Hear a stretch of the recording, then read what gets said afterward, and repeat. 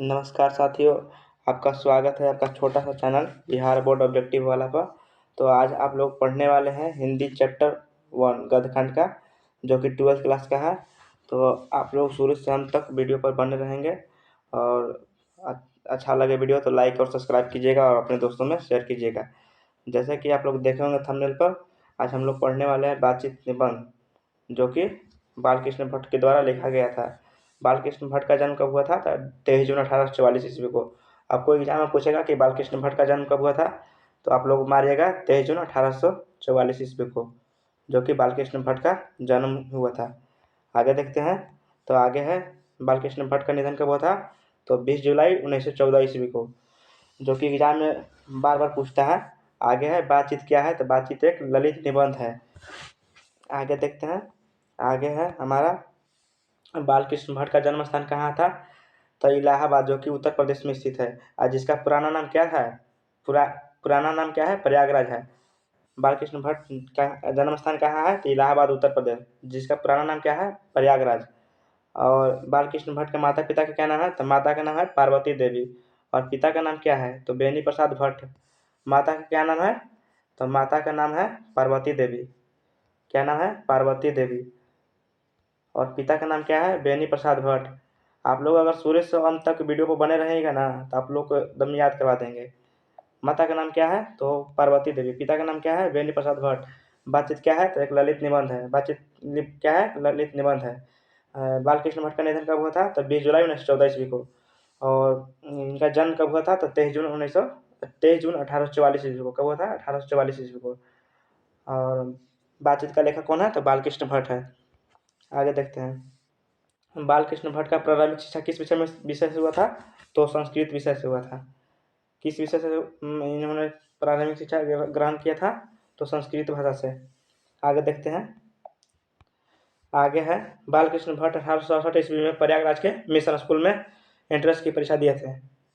किस चीज़ की परीक्षा दिए थे?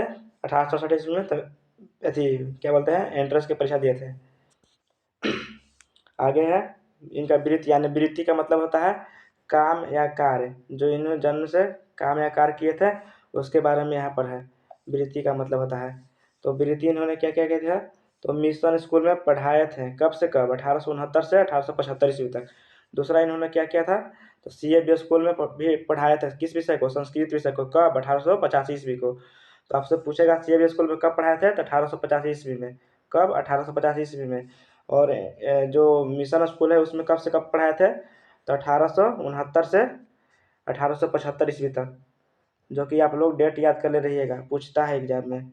और आगे भी पढ़ाए हैं कायस्थ पाठशाला में, जो कि इंटर कॉलेज है, जिसमें इन्होंने अध्यापक भी रहे हैं। कब? 1888 ईस्वी में। कब रहे थे? 1888 ईस्वी में। आप लोग बढ़िया से याद कर लीजिएगा। आगे देखते हैं। आगे है इनकी प्रमुख रचनाएं क्या क्या है? इनकी प्रमुख रचनाएं रहस्य कथा, नूतन ब्रह्मचारी, 100 जान 1 सुजान, गुप्त बैरी, रसातल यात्रा, उचित दक्षिणा, हमारी घड़ी, सद्भव का भाग। आप लोग इतना नहीं याद कीजिएगा, इसमें से जो हम बोल रहे हैं वो वाला याद कर लीजिएगा। एक नूतन ब्रह्मचारी है, एक 100 जान 1 सुजान है, और फिर से एक रसातल यात्रा याद कर लीजिएगा, एक सद्भव का भाग याद कर लीजिएगा। ये 4-5 याद कर लीजिएगा तो एग्जाम में आपका बन जाएगा। आगे देखते हैं। बालकृष्ण भट्ट का प्रमुख नाटक क्या है? तो पद्मावती और शिशुपाल वध और रेल के विकट खेल। यहाँ पर पद्मावत नहीं, सॉरी, पद्मावती होगा, जो कि यहाँ टाइपिंग में गलती हो गया है। पद्मावती होगा। पद्मावती और शिशुपाल वध और रेल के विकट खेल ये क्या है? तो बालकृष्ण भट्ट का प्रमुख नाटक है। क्या है? प्रमुख नाटक। क्या? कौन कौन सा? पद्मावती और शिशुपाल वध और रेल के विकट खेल। आगे देखते हैं। आगे क्या है हमारा? बालकृष्ण भट्ट के द्वारा लिखा गया प्रहसन कुछ है, जैसे कि जैसा काम वैसा परिणाम, नई रोशनी का बीज, आचार्य विडम्बना। ये जैसा काम वैसा परिणाम 2 से 3 बार एग्जाम में पूछा गया है, और इसको याद कर लीजिएगा, ये जो इम्पोर्टेंट है। आगे देखते हैं। बालकृष्ण भट्ट द्वारा 1000 के आसपास निबंध प्रकाशित किए गए। कितने? 1000। किसके द्वारा? बालकृष्ण भट्ट के द्वारा क्या निबंध प्रकाशित किया गया है, जो कि आप लोग याद कर लीजिएगा। आगे देखते हैं। आगे है बालकृष्ण भट्ट क्या है? बालकृष्ण भट्ट किस युग के थे? तो भारतेंदु युग के थे। कौन युग के? भारतेंदु युग के। बालकृष्ण भट्ट पूछेगा एग्जाम में, बालकृष्ण भट्ट कौन सा युग के थे? तो भारतेंदु युग के। और बालकृष्ण भट्ट किस काल के थे? तो आधुनिक काल के, यहाँ पर युग नहीं होगा, यहाँ पर काल हो जाएगा। किस काल के थे? आधुनिक काल के। इस टाइपिंग में मिस्टेक हो गया है। आगे देखते हैं। आगे है बालकृष्ण भट्ट द्वारा किस पत्रिका का संपादन किया गया था? तो हिंदी प्रदीप। आपसे एग्जाम में पूछेगा हिंदी प्रदीप का पत्रिका है जो किसने संपादन किया था? तो बालकृष्ण भट्ट ने किया था। किस पत्रिका का संपादन? हिंदी प्रदीप का, जो कि 33 वर्ष तक चला था। कै वर्ष तक चला था? 33 वर्ष तक।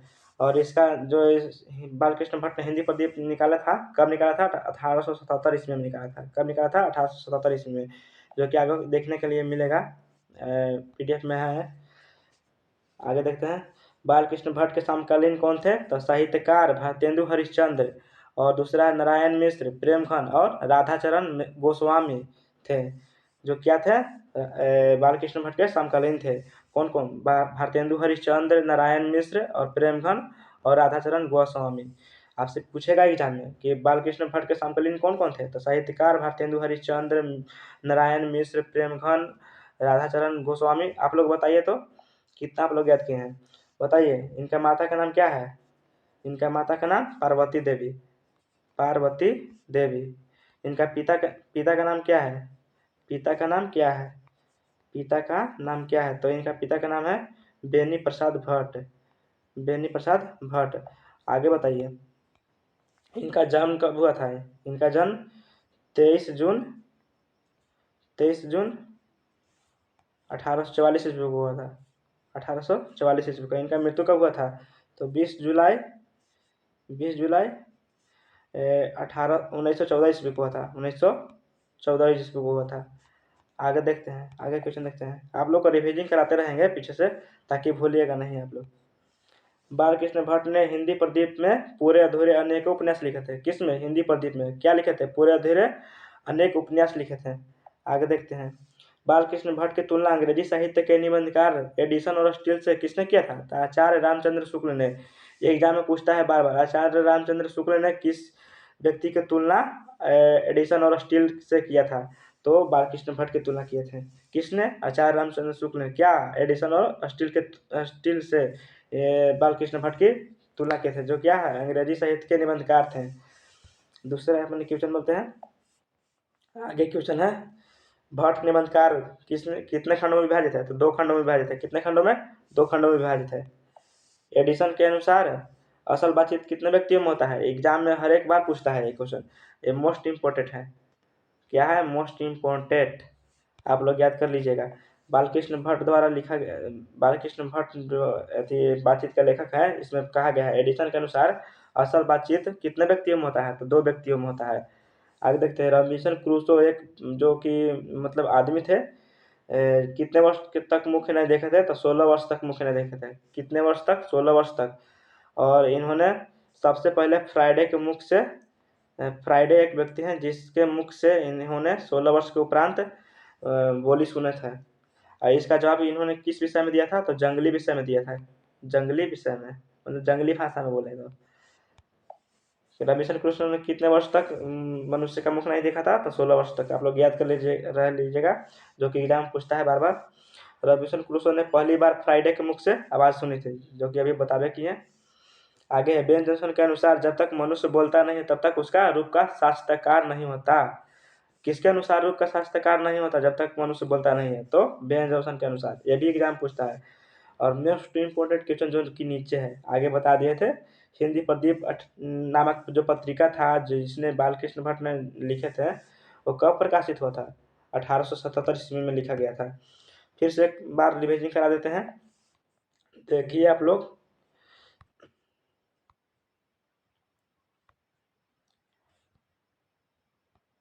देख लीजिए। बालकृष्ण भट्ट जो लेखक हैं, किस चीज़ का? तो बातचीत का लेखक है। बातचीत लेखक जो है बालकृष्ण भट्ट है।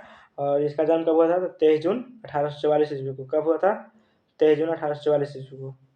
1844 ईस्वी को। और इनका मृत्यु कब हुआ था? तो मृत्यु हुआ था 20 जुलाई 1914 ईस्वी को। 1914 ईस्वी को। आगे देखते हैं। बातचीत क्या है? बातचीत एक ललित निबंध है। बातचीत एक ललित निबंध है। आगे देखते हैं।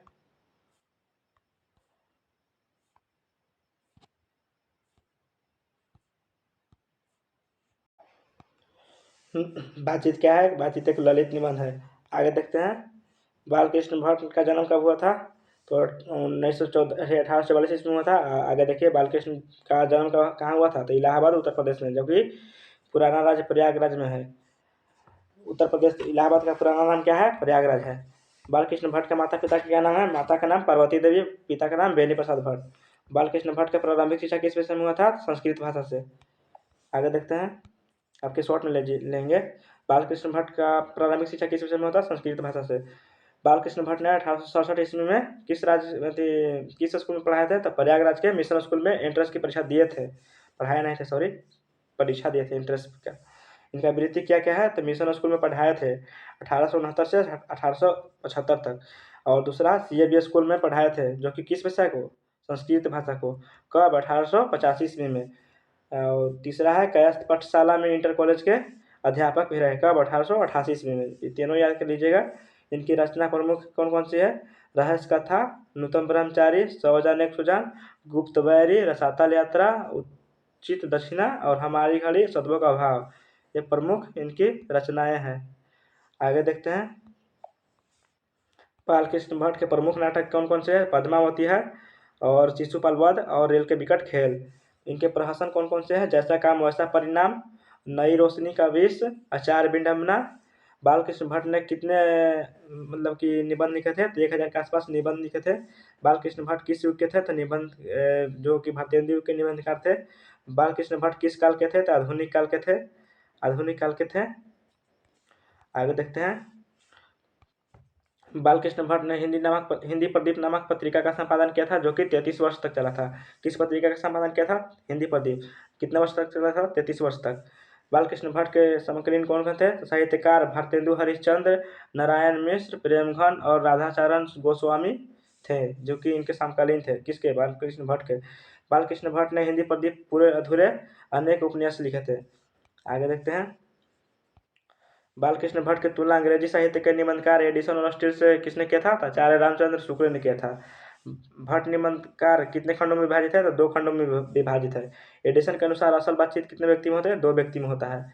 रविशंकर कृष्ण ने कितने वर्ष तक मुख नहीं देखा था? तो 16 वर्ष तक मनुष्य का मुख नहीं देखा था। रविशंकर कृष्ण ने पहली बार किसके मुख से मतलब कि आवाज़ सुना था? तो फ्राइडे के मुख से आवाज़ सुनी थी। व्यंजन के अनुसार जब तक मनुष्य बोलता नहीं तब तक उसका क्या होता है? रूप का शास्त्रकार नहीं होता है।